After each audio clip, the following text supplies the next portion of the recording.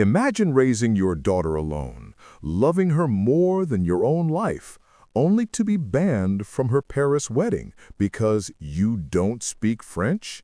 That's what happened to me, Richard Collins. But what my daughter didn't know was that I had learned enough French to say one sentence that changed everything. Not only did I confront her in her own language, I canceled the entire wedding she expected me to pay for. And that moment broke her pride, but saved my dignity. My daughter Claire banned me from her Paris wedding because, according to her, I don't speak French. That was the excuse she used when she called me one quiet Tuesday evening, her voice sharp as if she were dismissing an employee rather than speaking to her father. What she didn't know, what she had never bothered to learn, was that I not only spoke French, but spoke it fluently, with the polished tone of a man who once lived in France for nearly 7 years. But Claire never asked. Over the years, as she climbed the social ladder in New York, she had slowly erased the parts of her life that she believed didn't fit the image she wanted. Apparently, that included me. She told her fiancé's wealthy Parisian family that I was just a bartender, as if that were some shameful stain on her reputation. I wasn't offended by the title.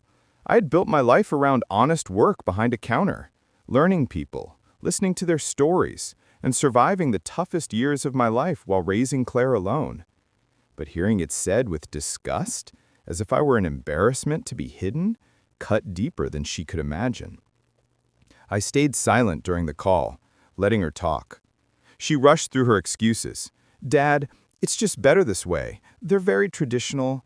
I don't want them judging. You wouldn't understand anything there anyway."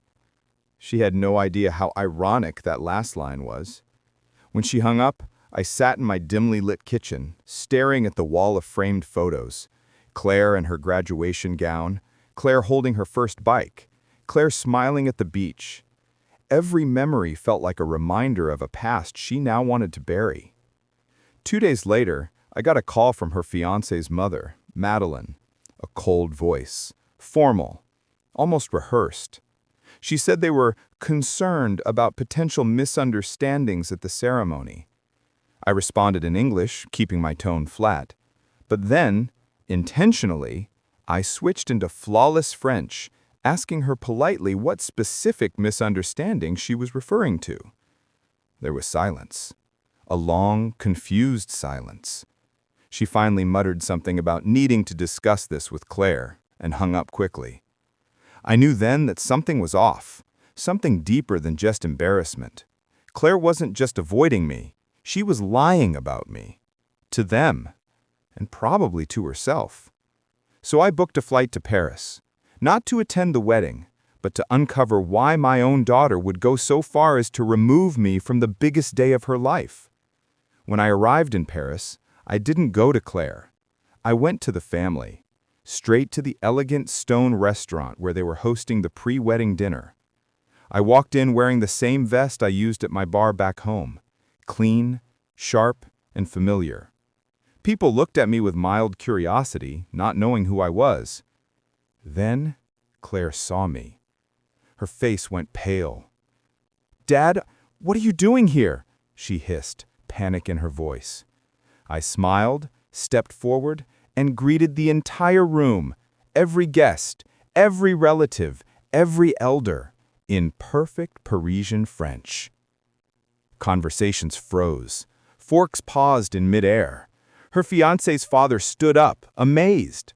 "Why, Claire told us you didn't speak the language," he said, genuinely confused.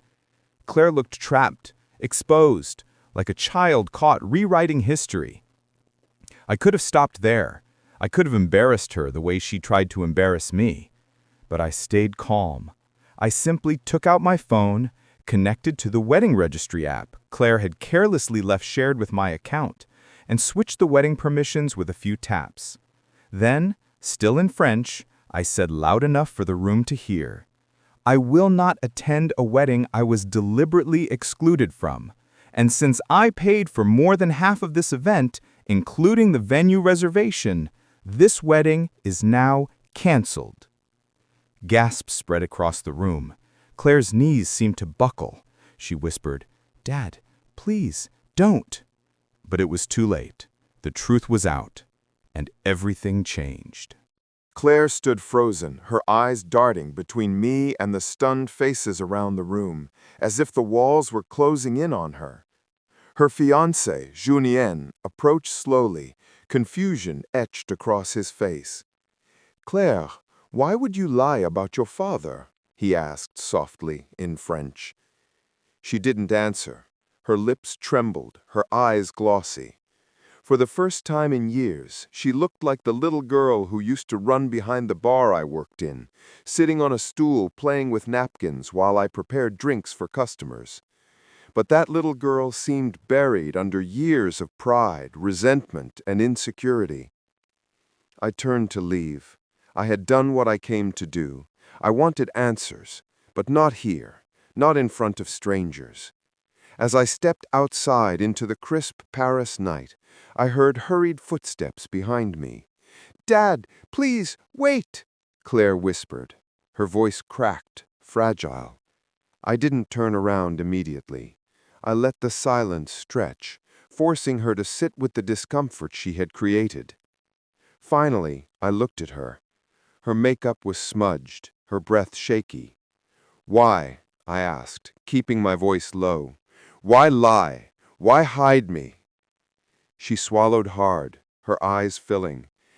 "Because I didn't want them to think I came from nothing," she said. The words stung. She continued, "Julien's family, they're old money French, Dad. They're judgmental. They expect perfection. I didn't want them to look at you and think I wasn't good enough for their son." "So instead, you told them I wasn't good enough for you," I replied. She winced. A tear fell, but I didn't reach to wipe it.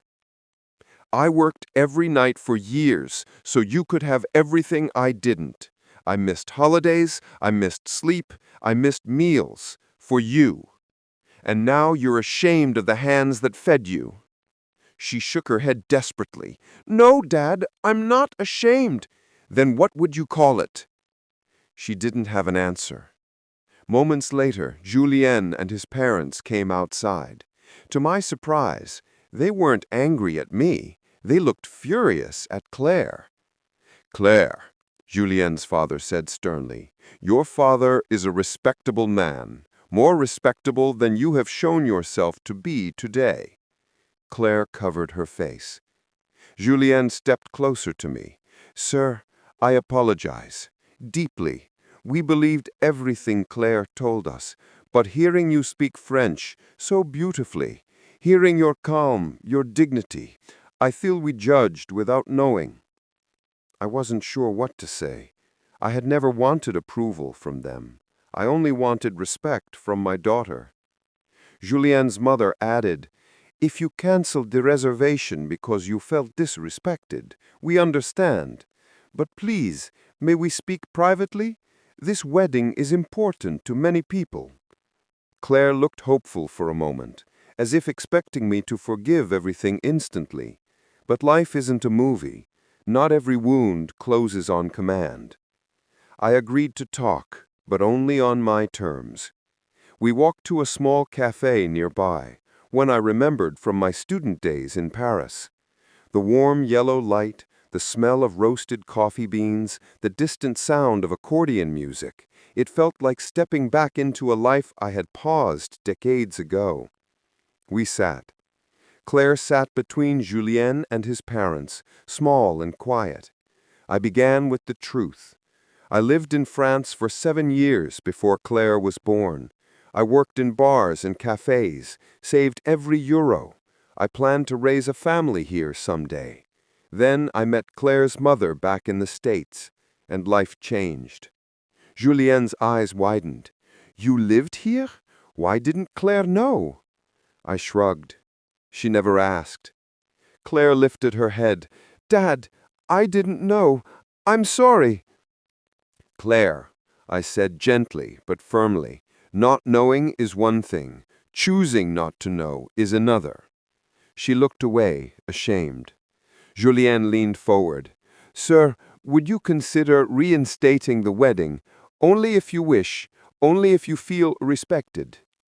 I sat in silence for a long moment. Then I looked at Claire. "Tell me, Claire, do you want to marry this man for love or for status?" She gasped softly, as if the question physically struck her. "For love," she whispered, tears streaming. "Then why lie to the people you love?" She broke, shoulders shaking, face in her hands. Julien wrapped an arm around her gently.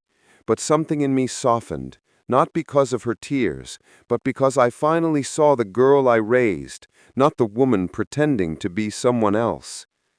After a few minutes, Claire finally spoke through her tears.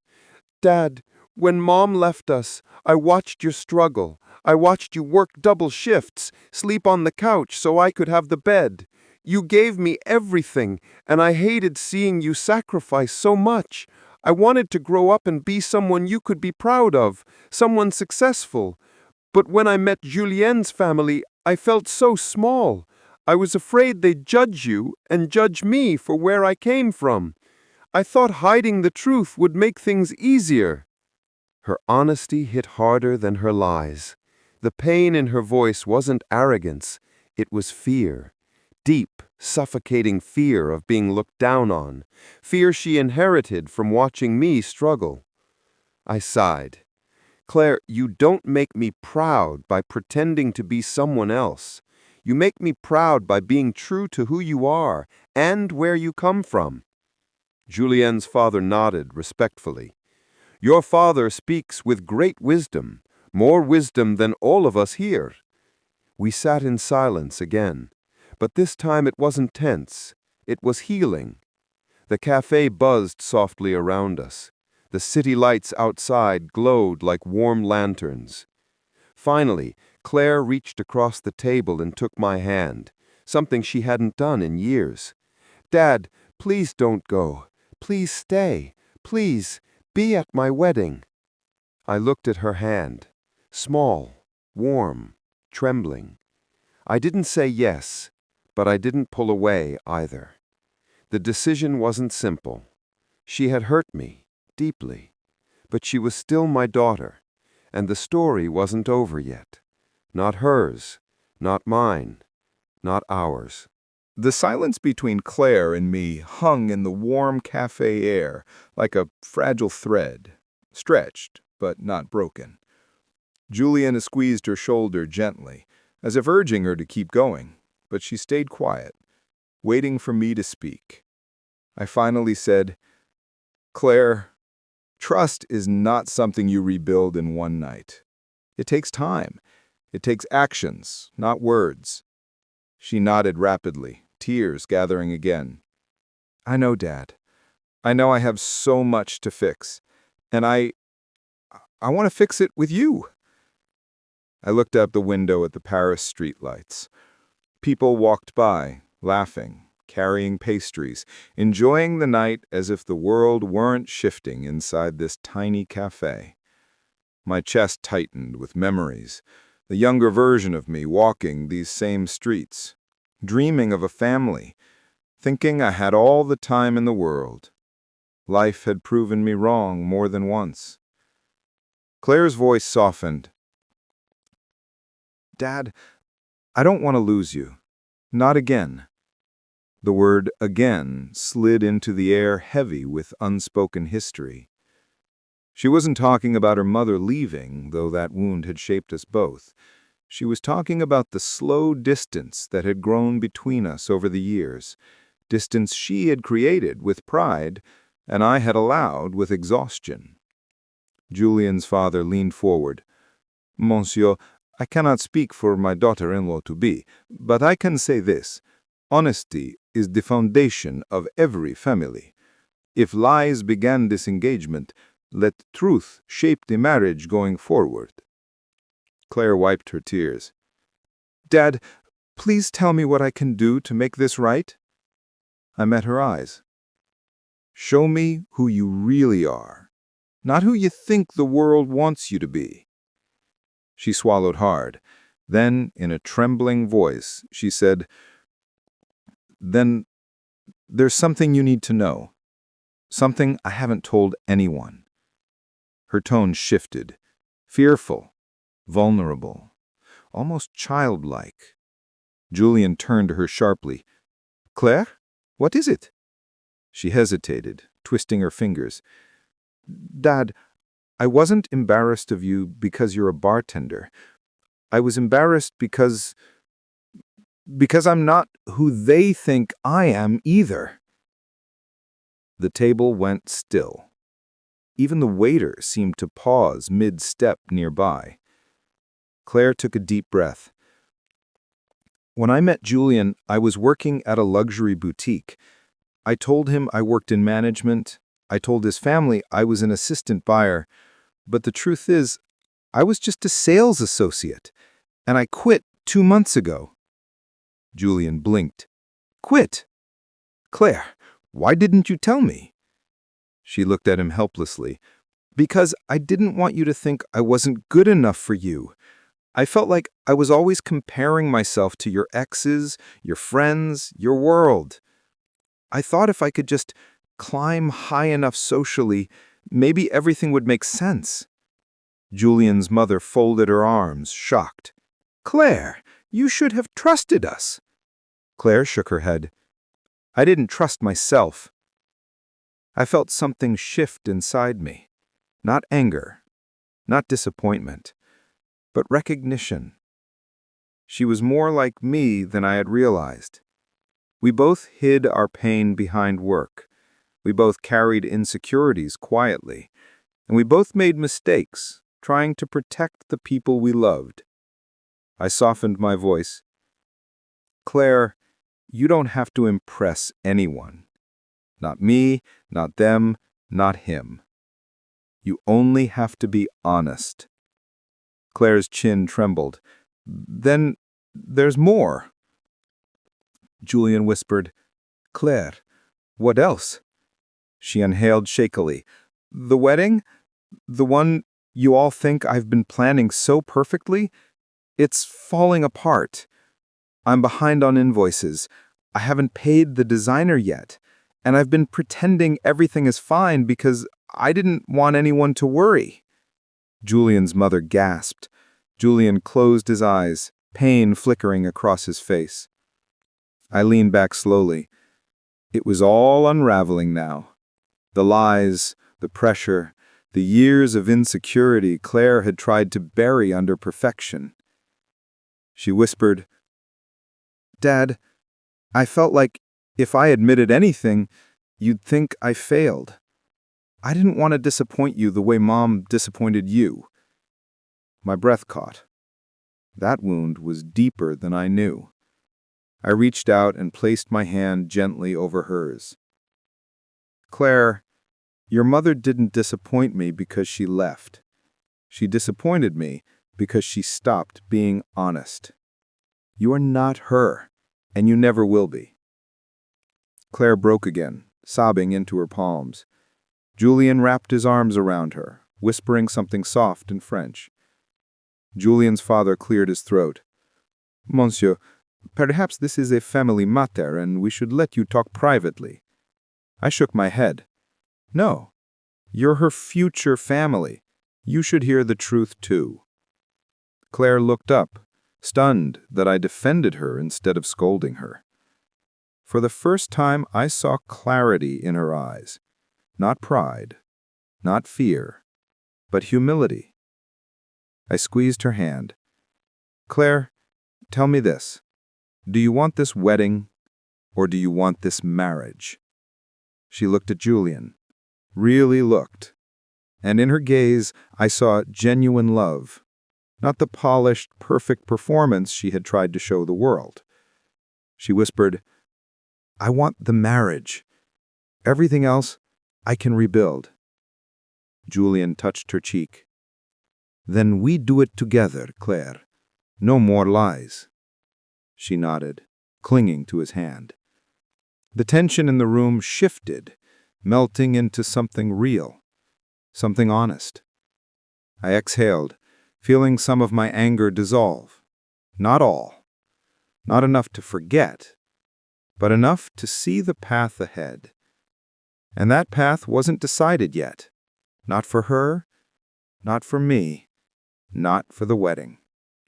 The night was far from over, and everything that would happen next would determine whether the wedding would ever happen at all. The cafe door chimed softly as another couple entered, laughter spilling in with the cool night air. But at our table, the atmosphere was heavy with realization and raw truth. Claire sat smaller than I had ever seen her, shoulders curled inward, fingers tangled together tightly, as if she were trying to hold herself from falling apart again. Julian stayed close, his hand warm on her back, but even he looked shaken, not by her lies, but by the painful honesty now laid bare between us all. I watched Claire carefully. She wasn't hiding anymore. Her eyes didn't dart around the room looking for approval. They stayed fixed on me, searching, pleading, fragile. "Dad," she whispered, voice hoarse, "I don't know how to fix the mess I made." I leaned back, studying her. "You start by not running from it." She nodded, swallowing hard. Her vulnerability felt real, unfiltered, like the walls she had spent years building were finally cracking open. "What do I do about the wedding?" she asked, voice trembling. Before I could answer, Julian spoke. "Claire, we don't need a perfect wedding. We just need an honest one." She turned toward him, her eyes softening with something deeper than fear, gratitude. Julian's mother, however, looked troubled. "But the guests, the arrangements, the location." I cut her off gently. "Weddings aren't performances, they're promises." She fell silent, perhaps realizing that this night was not about social formality, but something much more fragile and human. Claire reached across the table again, her hand hovering over mine. "Dad, would you help me?" The question hit me harder than I expected.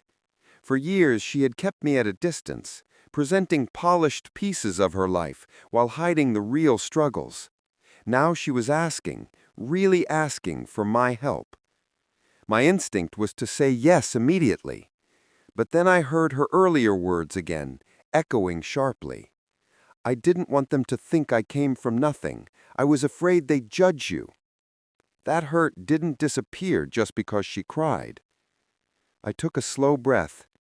"Claire, you didn't just lie to them. You lied to me. You judged me before they ever had the chance." She closed her eyes, tears slipping out again. "I know. I was wrong."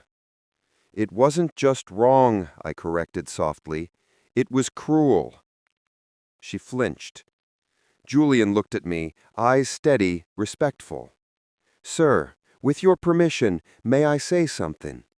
I nodded. Julian turned to Claire fully. "Claire, I love you, but love without honesty is a house built on sand. Tonight everything shifted, and maybe that's a good thing. Maybe this is the moment we start building something real." Claire took a shaky breath. "I want that, more than anything."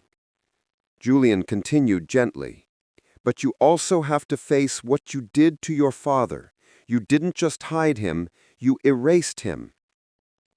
Claire's face twisted with guilt. "Dad, I was wrong. I see it now.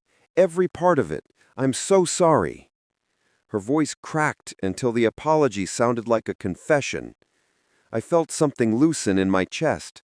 Not forgiveness, not yet, but understanding. Painfully human understanding. I finally said, "If you want my help, if you want me to stand with you in this wedding, then something has to change first." She leaned forward desperately. "Anything, tell me." "I want honesty," I said simply. "From now on, no masks, no lies, no pretending." She nodded quickly. "Yes, I promise. No more lies." "And," I added, "I want a real conversation between us, not the polite, surface-level updates you've been giving me for years. I want the truth about your life, the struggles, the fears, the doubts, all of it." Claire wiped her face, breathing unevenly. "I'll tell you everything, Dad, I swear." But I wasn't finished. "And tomorrow morning, you and I are going to talk alone." She blinked, surprised. "Alone?" "Just you and me," I said. "No fiancé, no future in-laws. Just father and daughter." Claire's lower lip trembled. "Okay," she whispered. "I want that." Julian nodded encouragingly. But Julian's father suddenly leaned in, his expression thoughtful. "Monsieur, forgive me, but may I ask, why tomorrow morning?" I looked at Claire, then at him. "Because tonight emotions are too high. Tomorrow, when the sun rises, we'll see who really wants to fix things." The silence that followed was different, heavy, but hopeful. A bridge forming, not fully built, but no longer broken. Claire stood up abruptly. "Dad, can we walk for a moment, just outside?" Julian started to rise with her, but she gently pressed his arm to keep him seated. "Just me and my dad," she murmured. Julian nodded encouragingly. We stepped outside, into the cool Paris night. The Eiffel Tower shimmered faintly in the distance, casting golden glimmers across the city. Claire wrapped her arms around herself, breathing in the night air. "Dad, I was so scared. Of losing them, of losing you, of not being enough." I stepped beside her. "Claire, being enough was never the problem. Being honest was." She nodded. "I know. And tomorrow, I'll tell you everything. I'll answer anything. I'll do whatever it takes." She turned to me suddenly, eyes red but clear. "Dad, do you think you could ever forgive me?" I didn't answer, not because I didn't know, but because forgiveness, like trust, is not built in a single night, and she needed to learn that too. I simply placed a hand on her shoulder. Not rejection, not acceptance, just a beginning. And the night wasn't done teaching us yet. Claire stood beside me on the quiet Paris sidewalk, the glow of street lamps stretching long shadows across the cobblestones. Cars drifted by slowly, their headlights reflecting in her tear-streaked eyes. For the first time in years, she looked like the little girl who used to grip my hand on her first day of school, scared, unsure, but searching for my reassurance. Only now she was a grown woman holding the weight of her own mistakes. "Dad," she said softly, "I don't know how we got here. I don't know how I drifted so far from you." I took a slow breath, hands in my pockets. Distance doesn't happen all at once, Claire. It happens inch by inch, every time a small lie feels easier than the truth. She nodded, absorbing it with a heaviness that made her shoulders slump. "I think I kept trying to create a version of myself that you'd be proud of." I looked at her sharply. "Claire, I've always been proud of you, even when you were struggling, even when you failed. But I can't be proud of something that isn't real." She closed her eyes as if the words cut deep, but there was relief too, finally hearing the truth instead of the image she had built inside her head. A group of tourists laughed as they passed, snapping photos of a glowing cafe window. Claire watched them briefly, then whispered, "Dad, earlier, when you spoke French in front of everyone, I realized how little I really know about you." That stung, though I didn't show it. I said simply, "You never asked. Every time I tried to share something, you were too busy proving yourself to someone else." Claire bit her lip, shame washing over her expression. "You're right. I shut you out. I thought if I hid the messy parts of my life, you'd think I was succeeding. I didn't realize I was shutting you out of the parts that actually mattered." I turned slightly, watching the shimmer of the Eiffel Tower in the distance. Life isn't about pretending you don't fall. It's about choosing who you trust to see you when you do. Claire's voice cracked. I want you to be the person I can trust. I want that again." A quiet moment passed between us, the kind that happens only when truth finally settles. Then she took a deep breath. "Dad, tomorrow morning, I'll tell you everything. But tonight, could you just walk with me? Just for a few minutes?" I hesitated, then nodded. We began walking slowly down the narrow street, her steps small, almost hesitant. The air smelled of warm bread and rain-soaked stone. Claire glanced at me. "Do you remember that trip to Montreal when I was 12? I smiled faintly. "You mean when you insisted on ordering every meal in French, even though you only knew 5 phrases? She laughed softly, the sound fragile but real. "I thought speaking French made me grown up." I looked at her. "You didn't need to impress anyone back then. You were just yourself." Her smile faded. "I don't know when I stopped being that girl." "You never stopped," I said quietly. "You just hid her." She hugged her arms tightly around herself. "Dad, I want to be real with you from now on, even if the truth makes me look weak, even if it scares me." We reached a small bridge overlooking the river, the water dark and shimmering beneath the moonlight. Claire leaned on the railing, staring into the ripples. "Julien loves me. He really does. But tonight, I saw that he doesn't truly know me either. Not completely." "Nobody can know you until you know yourself." She nodded slowly, tears gathering again. "Dad, when you stood there tonight speaking perfect French, I realized you weren't the man I've been pretending you are. You're stronger, smarter, more experienced, more everything." I sighed. "I didn't want you to see me as anything but your father. I didn't need you to think I was impressive. I just needed you to respect who I am." Claire's breath hitched. "I do," she said. "Now I do. And it hurts that I didn't before." She covered her face with her hands, overwhelmed. I placed a gentle hand on her back. "Claire, the truth is, I changed too. I stopped fighting to stay close. I got tired. I got quiet." She lowered her hand slowly, looking at me with watery eyes. "Dad, can we fix this, you and me?" I exhaled, long and heavy. "We can try, but fixing something takes more than apologies. It takes consistency." She nodded like a vow. "I'll show you, starting tomorrow." Just then, her phone buzzed. She glanced at the screen and froze. "Dad? It's the wedding coordinator. She's calling about the invoices." Her voice trembled. "Answer it," I said calmly. "Put it on speaker." She hesitated, then slowly pressed the button. "Hello?" The coordinator's sharp voice cut through immediately. "Claire, we need to discuss payment. If we don't receive the remaining balance by tomorrow afternoon, the venue will be canceled." Claire's face went pale. "Tomorrow afternoon?" "Yes, and the designer has also called us. Your gown fitting is overdue.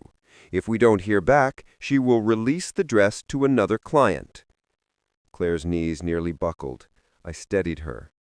"Understood," I told the coordinator in fluent, polished French. "We will speak with you tomorrow morning to resolve everything properly." The coordinator paused, startled by my involvement and tone. "Very well," she said before hanging up. Claire stared at me in shock. "Dad, she listened to you." I nodded. "Because I didn't panic." Her voice dropped. "But Dad, I don't have the money. I don't know how to save this wedding." I looked at her steadily. "Claire, maybe saving the wedding isn't the real question." She blinked, not understanding, and I didn't elaborate, not yet, because tomorrow morning would reveal far more than overdue invoices. It would reveal whether this wedding should happen at all. My heart was still pounding from that dinner disaster when Michelle suddenly sent another text the very next morning. Dad, please understand this isn't a punishment. This is about appearances. You embarrassed me in the mall last night. Act like you don't understand French again at my wedding, and people will think my family is uncultured. Please, don't come unless you can act polished. I read the message over and over, the words that she years espoused to other people. Kindness, compassion, empathy had all vanished whenever it came from her to me. I typed back slowly. When you were a child, you said that I was your favorite person. How did we get here? She left me on read. For 2 hours, I walked around my apartment trying to hold myself together. Then my phone buzzed again. Dad, this isn't personal. It's just my new life doesn't fit with your old habits. You're a good father, but you're not really Paris material. Please understand. Paris material. That was when my hands started shaking. I grabbed my coat and went for a walk down the quiet streets so I wouldn't say anything in anger. But anger was already forming like a storm cloud inside of me. Not because I wasn't enough for her friends, not because I wasn't fancy enough for her social circle, not because my English accent clashed with her French life, but because my own daughter, the child I held when she was born, the child I woke with at night, the child I read stories to, now considered me an accessory that simply didn't match her wedding theme. I stopped by a small cafe with a red awning. The barista, a sweet older woman, nodded at me and asked, "Café moi?" I recognized the word. I mumbled, "Yes, oui." She tapped the counter and laughed. "Your French is not bad, better than most tourists." I closed my eyes, letting her words settle in my sore chest. Not bad, better than most tourists. My mind threw that line against Michelle's crude text like a shield. If I could learn enough to order coffee, I could learn enough to say much more. I spent the entire afternoon with my old laptop open, watching tutorials, listening to phonetics, repeating phrases out loud like a man training for a marathon. The more I practiced, the more the pain inside of me seemed to fuel my determination. In the days leading up to the wedding, Michelle sent practical updates, seating charts, schedules, reminders, but nothing emotionally real. I replied politely, carefully, as if she were a stranger I couldn't upset. By the fourth day, I had learned enough French phrases, not perfect, but clear enough to hold a steady conversation. And that's when the idea hit me. Not out of revenge, not out of spite, but out of self-respect. All my life, the mistake I'd made was treating Michelle like the center of my world, while I was barely the edge of hers. I needed to stop begging for my own space in my own daughter's heart. I needed to stand like a man who had worth, even if she didn't see it. 5 minutes later, I booked my ticket to Paris. Not for the wedding, not for the guests, not for the appearance, but for the conversation I was finally ready to have with her in her language. When my plane touched down in Paris, the air felt different, not just because I was in another country, but because I knew I wasn't the same father who left home. I was done begging for dignity. I dragged my suitcase out of the airport and stepped into the taxi. The driver looked back and asked, "Où allez-vous?" And to my own satisfaction, I answered, "À l'hôtel, s'il vous plaît." He smiled and nodded, and for once I actually felt like maybe I belonged somewhere. I spent the next morning walking through the cobblestone streets, breathing in the crisp smell of bakeries and fresh coffee, while the Eiffel Tower glinted like metal under the sun. And with every step, I rehearsed the French sentences over and over again, making them sharper, stronger, steadier. Finally, the day before the wedding arrived, I put on my best jacket, the one my wife bought me before she died, the one that always gave Michelle school presentation confidence when she was little. I walked straight to the venue, a golden hall with marble columns, like it was built for royalty. Guests and staff rushed around with checklists and flowers and champagne. But when Michelle saw me, she stopped like a freeze frame in a broken movie. Her face paled. "Dad, what are you doing here?" I looked at her, really looked at her, and in that moment I felt something I didn't expect. Pity. Not for the child she once was, but for the woman who was so terrified of appearing flawed that she was willing to erase her own father. I spoke calmly, in her language. Je ne viendrai pas à ton mariage. She blinked fast, confused. What? Dad, stop. You can't just show up and... Écoute-moi, I said again, in French. Her voice cracked. Dad, you're embarrassing yourself. Non, I answered, still in French. Je maintiens mon respect. Non, I am holding on to my respect. Her jaw dropped. A few guests nearby stopped to stare, not because of me, but because my words were clear, strong, unshaking. I continued in French, that trembled with truth. Tu m'as invité en enfant, tu m'as rejeté en adulte. Je tuerai ta cérémonie pour des accents. Moi, je protège mon dignité. You invited me as your father. You rejected me as an adult. You'd ruin your ceremony because of an accent. I, on the other hand, will protect my dignity. Tears formed in her lashes, but I didn't stop. I had waited my entire life to be seen instead of hidden. J'ai passé ma vie entière à t'aimer. Si tu veux un père fabriqué pour paraître parfait, cesse à chercher moi dans cette image. Then I ended it, the line I had practiced all day, the line I never thought I'd have to say. Je n'annule ta mariage. Silence exploded around us. Michelle's mouth opened. You canceled my wedding? Dad, that's insane. I shook my head. Non, j'ai appelé la vite, les réservations, les fournisseurs. J'ai dit que les paiements seraient arrêtés. La contractualité acceptée par moi est annulée. Tu ne peux plus utiliser mes cartes de paiement pour l'événement. Because of course, of everything, she hadn't mentioned that part to her friends. She hadn't mentioned the wedding was funded by me. I wasn't Paris material for the photos, but I was wallet material for the budget. Michelle crumbled right there on the marble floor. Dad, why? Why would you do this? For once, I spoke in English, not because I didn't know French, but because I needed her understand me as her father, not her performer. I loved you too much, and you took that love for means to bend me. I'm not bendable anymore, Michelle. She stared at me, lip quivering, face breaking into pieces. Dad, I didn't mean... I wanted... You took my love for granted, I said, and now you're feeling the ground beneath your feet for the first time.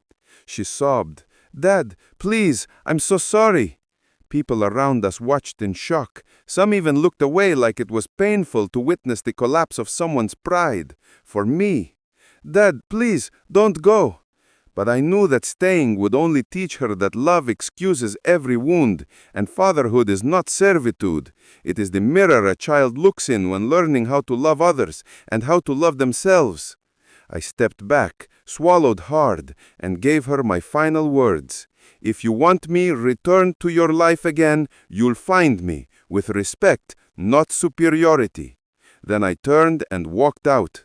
The Eiffel Tower was lit now, gold against the deep blue evening. I stood there alone, but not lonely for the first time in years. I was the man who loved his daughter deeply, but loved his dignity just enough to stop her from destroying it.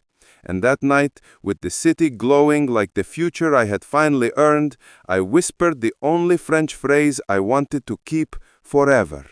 Je ne me perds pas.